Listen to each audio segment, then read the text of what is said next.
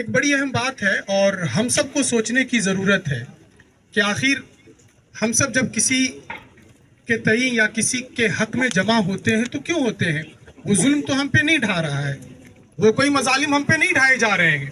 لیکن آپ کو پتہ ہونا چاہیے اور ہم سب کو پتہ ہونا چاہیے کہ آج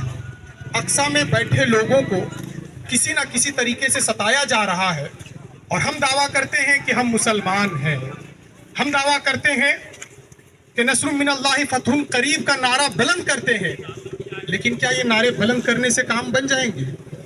ہم سوچ سکتے ہیں کہ شاید اقصیٰ کے لوگوں کو ستایا جا رہا ہے، ہم مانوں میں تو آرام سے بیٹھے ہیں، لیکن یقین جانیے کہ جہاں جس اتحاد کی آپ بات کرتے ہیں کہ عالمی پیمانے پہ مسلمان یکجا نہیں ہوتے ہیں،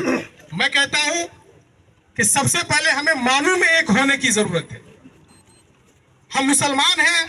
اور ہم سب کی قدر کرتے ہیں،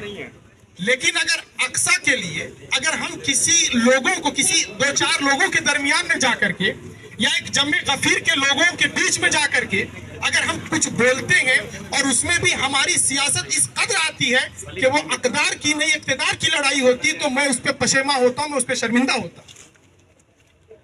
اقصیٰ کے مسلمان مارے جا رہے ہیں، آپ کرسی کے چکر میں، ہم کرسی کے چکر میں عہدیدار تو بن جاتے ہیں، ہمارے پاس طاقت تو ہو جاتی ہے، لیکن کیا ہماری قدریں باقی رہتی ہے کہ نہیں، اس کو سوچنے کی ضرورت ہے۔ میرے ہاتھ میں ایک رپورٹ ہے اور الجزیرہ نے اسے شائع کیا ہے، اور یہ کل تک کی رپورٹ ہے، جس میں یہ بتایا گیا ہے کہ 41,890 لوگ مارے جا چکے ہیں، جس میں سے 16,772 بچے مارے گئے۔ اس میں ایک رپورٹ یہ بھی کہہ رہی ہے کہ 1,000 سے زیادہ لوگ، معذرت 10,000 سے زیادہ لوگ بے گھر ہو گئے ہیں، جن کے بارے میں کچھ پتہ ہی نہیں ہے، نہ میڈیا کور کر پا رہی ہے، نہ کوئی شناسائی ہے کسی لوگوں کے ساتھ جو اس کو ڈھونڈ لائے۔ وہ ربل میں دبے ہوئے ہیں، وہ ملبے میں پڑے ہوئے ہیں، کون نکالے گا اسے؟ اس آواز کی آواز میں ملا کر کے کون اٹھائے گا ان آوازوں کو؟ اتنا ہی نہیں، ہم مسلمان ہونے کا دعویٰ کرتے ہیں، آپ جانتے ہیں کہ 1 سال ہو گیا ہے، اور اسی سال کے مکمل اور ظلم اور بربریت کے خلاف آواز اور احتجاج کی صدا کو بلند کرنے کے لیے ہم لوگ حاضر ہیں۔ عرب، ہم جانتے ہیں کہ ٹھیک ہے، کچھ بھی ہوتا ہے تو مثال دی جاتی کہ عرب کر رہا ہے تو مسلمان کیوں نہیں کرے گا؟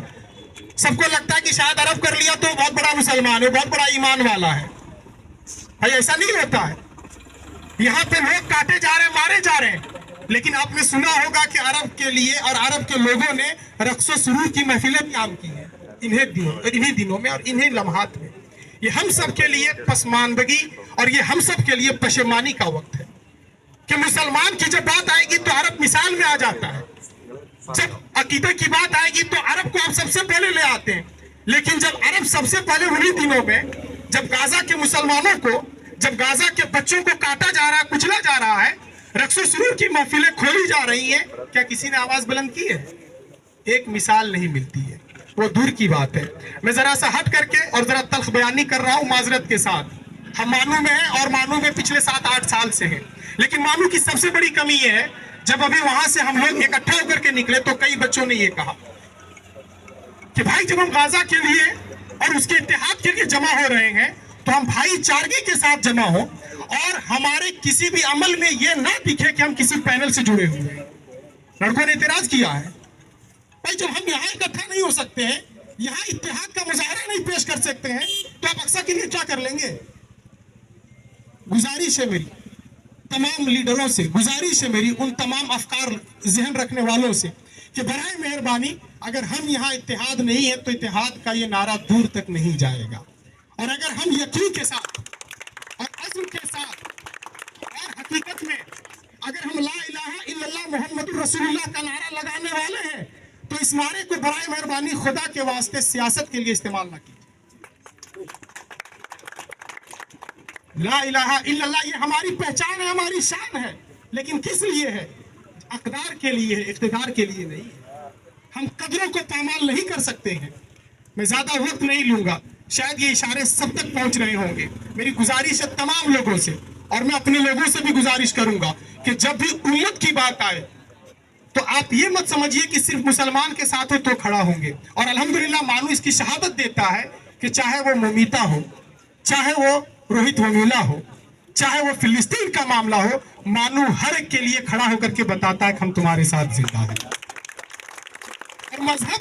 यही सिखाता है, और मजहब यही कहता है कि हम मजहब को उस वक्त परवान तक ले जाने की कोशिश करेंगे जब हम अपनी कौम से हट करके दूसरे कौम की बात करेंगे। नबी पाक को हर कोई मान रहा है, सिर्फ 2 मिनट का वक्त मैं लूंगा। एक यहूदी का जनाजा निकलता है, नबी पाक खड़े हो जाते हैं, सहाबा कहते हैं कि या रसूलल्लाह आप क्यों खड़े हो गए,